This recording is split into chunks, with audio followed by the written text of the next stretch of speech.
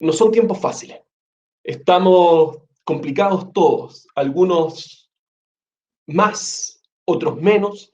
Estamos viviendo una época de crisis dura, difícil. Y la pregunta entonces, que yo creo que es muy relevante y que quizás no muchos de nosotros hemos escuchado, es ¿qué aportes distintos puede entregar la filosofía sobre los periodos de crisis?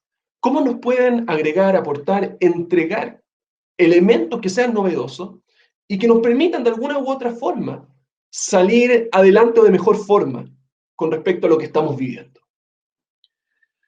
Bueno, yo creo que se pueden aportar varias cosas. Desde luego, si no, no estaría aquí, ¿verdad? Esto ya es algo así como una salida de esa zona de confort de la academia, un intento de aportar al debate concreto, a aportar instrumentos y herramientas de pensamiento a la hora de enfocar los fenómenos, a la hora de verlos, a la hora de intentar comprenderlos, para también orientar, evidentemente, nuestras acciones, ¿no?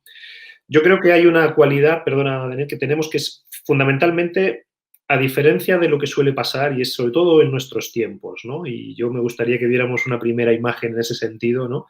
Que son estos tiempos nuestros de posverdad. La mayoría de las personas estamos en un tiempo muy polarizado, ¿no? Donde la mayoría de las personas siempre quiere tener razón, se queda en sus propias ideas, ¿verdad? En la gráfica vemos, por ejemplo, en el dibujo, ¿no?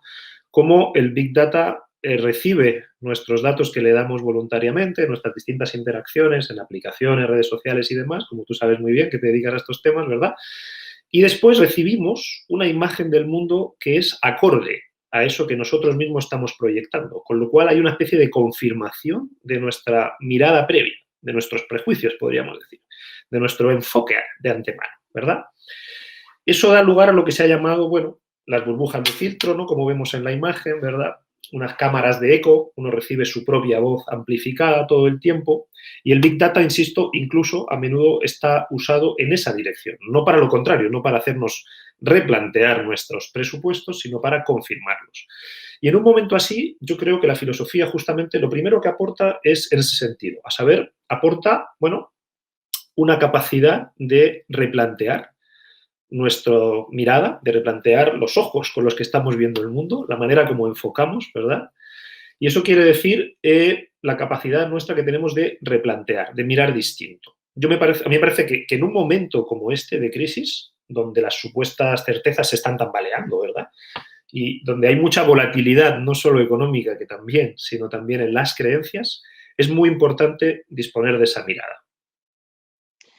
Francisco, muchas personas nos dicen que la verdad que las crisis no son crisis, sino que son oportunidades, que se nos presentan, ¿no es verdad? Como tú bien dijiste antes, para cambiar la mirada, para cambiar la perspectiva.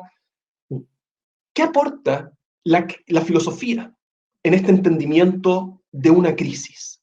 ¿Cómo ve la filosofía la crisis? Por una parte, debiésemos asustarnos por lo que estamos viviendo o alegrarnos por la oportunidad de poder transformarnos. ¿Cómo ve la filosofía y qué aporte nos puede hacer?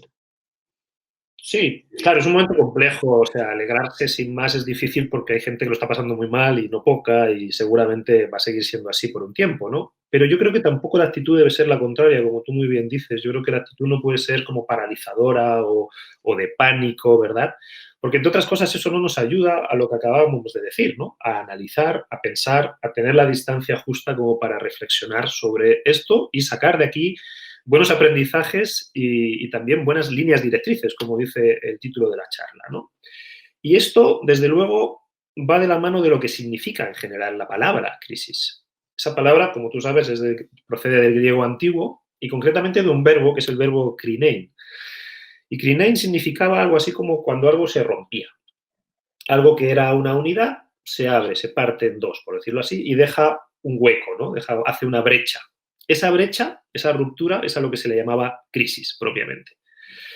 Pero ¿qué ocurre cuando algo se rompe? Cuando algo, digamos, deja de estar como estaba y de repente se resquebraja. Lo primero que ocurre es que llama la atención. No le prestábamos atención y por primera vez nos llama la atención. Se vuelve tema, se vuelve importante, digamos, ¿no? Se vuelve relevante. Y por eso de la palabra crisis también se deriva la palabra crítica, Porque justo cuando algo se rompe y se vuelve relevante, por primera vez podemos tomar distancia y verlo. Normalmente estamos involucrados en las cosas, estamos completamente embebidos en ellas. Cuando algo hace crisis, lo que sucede es que ya no podemos estar sin más en ellas. De alguna manera quedan como en suspenso y, por lo tanto, tenemos la posibilidad por primera vez de mirarlas con una cierta distancia. Piensa, por ejemplo, en un crítico de cine. Un crítico de cine no es crítico porque hable mal de las películas. Nosotros solemos malentender crítica como denostación, ¿no? Como hablar mal de algo. Pero crítica significa, como el crítico de cine, es alguien que está viendo la película pero que no está totalmente metido en la película, completamente, digamos, perdido en ella, sino que tiene la capacidad de poder a la vez estar viéndola con una mirada que permite juzgar qué es bueno en ella, qué no tanto, etcétera, ¿no? Yo, si quieres hacer otro símil, es como a mí me gusta mucho el fútbol y juego mucho, es como el futbolista que es a la vez entrenador. Está en la cancha, pero a la vez está viendo el juego entero. Y no por eso está dejando de jugar, está jugando, está como todos jugando, pero a la vez tiene la mirada para darse cuenta de lo que está pasando. Yo creo que eso es lo que esta crisis nos permite, si podemos verlo en términos de oportunidad, es la oportunidad de reflexionar sobre nuestra forma de vida hasta ahora, que era obvia, estábamos metidos en una serie de rutinas, ¿verdad? Y tanto de rutinas en el sentido de las cosas que hacíamos, como también de rutinas mentales, la forma de pensarlas, y de repente todo eso se ha puesto en cuestión, se ha roto, por decirlo así, ¿verdad? Y en ese sentido nos permite tomar la distancia como para analizarlo, pensar al respecto, juzgarlo y, desde luego, ver otras vías, generar líneas directrices, etc. Francisco, mucha gente hoy día habla o dice que esta es la peor crisis que hemos vivido como humanidad. Sin embargo, si uno se pone desde una perspectiva y sin siquiera entrar muchas veces a lo que fueron, ¿no es verdad?, las guerras mundiales, uno ve que, por ejemplo, hasta hace 40, 50 años, en nuestro país y en todos los países, había, por ejemplo, una enfermedad que se llama tuberculosis. Acá, a unos pocos kilómetros, por lo menos, de Santiago, estaba el hospital El Cajón del Maipo de tuberculosis, para las personas que, ¿no es verdad?, no podían, tenían que estar aisladas. Hace no mucho tiempo atrás también, por ejemplo, mis abuelos celebraban cada verano que sus hijos pasaban sin polio, porque era muy frecuente que los niños se enfermaran de polio con consecuencias que, digamos, eran catastróficas para toda la vida. ¿Qué estamos viendo acá? Estamos viendo, de acuerdo a una mirada quizás más filosófica, más general, ¿crees tú que estamos viviendo la peor crisis de la historia? ¿O se ha exagerado un poco por parte quizás de los medios, de las redes sociales y del entorno que estamos viendo? Sí, yo no creo que sea la peor crisis de la historia, desde luego, ¿no? Yo creo que los seres humanos efectivamente tendemos como a dos grandes extremos. Por un lado, exagerar las cosas. Cuando algo es nuevo, no tenemos muy claro qué está pasando, ponerlo en términos exageradísimos, es casi como si de nuevo sonaran las trompetas del apocalipsis, ¿verdad? O el otro extremo, que es decir, no, no es nada nuevo, esto siempre pasó, ha habido otras cosas iguales, ¿no? Yo pienso que la filosofía, esto lo dice un filósofo, ¿no? Al final entender es distinguir, ser capaz de diferenciar, como tú bien dices, tener la mirada de conjunto y ver cuáles son los elementos distintivos. Y yo creo que sí hay dos elementos distintivos. A ver, por un lado, evidentemente ha habido crisis incluso sanitarias mucho más importantes que esta en la historia de la humanidad, ¿no? Si pensamos en las pestes y demás. Ahora bien, esta tiene algo especial. Para los que estamos vivos, seguramente sí es muy novedosa, por lo menos en dos aspectos, yo diría. El primero es la simultaneidad. Es algo que está sucediendo en una gran parte del mundo a la vez, con pequeños desfases temporales, pero no tenemos la solución, por lo cual, básicamente, gran parte de la humanidad está viviendo la misma crisis al mismo tiempo. Eso es bastante nuevo para nosotros, para los que estamos vivos hoy, ¿no? Y lo segundo, la incidencia que ha tenido en nuestras vidas cotidianas. Porque, claro, sin duda hay otras pandemias, digamos, y epidemias incluso ahora, pero incluso más mortales, ¿no? Más mortales que esta, como el VIH, sin ir más lejos. Pero yo creo que ninguna es tan simultánea y tiene tanta incidencia en nuestro día a día. Nos ha cambiado todos los hábitos y eso es lo que me parece a mí interesante resaltar. Ha puesto en jaque toda la esfera de la normalidad, ¿verdad? Nosotros antes pensábamos que la vida era de una manera y iba a seguir siendo siempre así. Es otra tendencia muy, muy del ser humano pensar que las cosas van a seguir siendo como han sido, ¿verdad? Mientras que en realidad no hacen más que cambiar.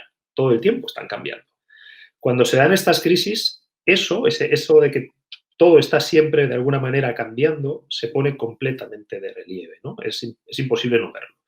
Yo creo que tenemos una tendencia a no querer ver, digamos, las verdades incómodas, ¿no? Por decirlo así. Me gustaría, en ese sentido, hay una segunda imagen que es muy interesante, muy casi que divertida en ese sentido, porque nosotros tendemos a querer evitar los conflictos. Aquí vemos, ¿no? La fila de un cine donde la película, una verdad inconveniente o incómoda, no la va a ver nadie, ¿verdad? Mientras que la mentira tranquilizadora, pues bueno, todo el mundo la va a ver, ¿no? Tenemos una tendencia, es un chiste, evidentemente, ¿no? No es tan exagerado, pero sí tenemos esa tendencia como a intentar no ver los conflictos, no querer fijarnos en lo que podría estar de alguna manera tensionándose, o dejarlo para más adelante, ¿no? Bueno, de momento no me llega, de momento no me toca.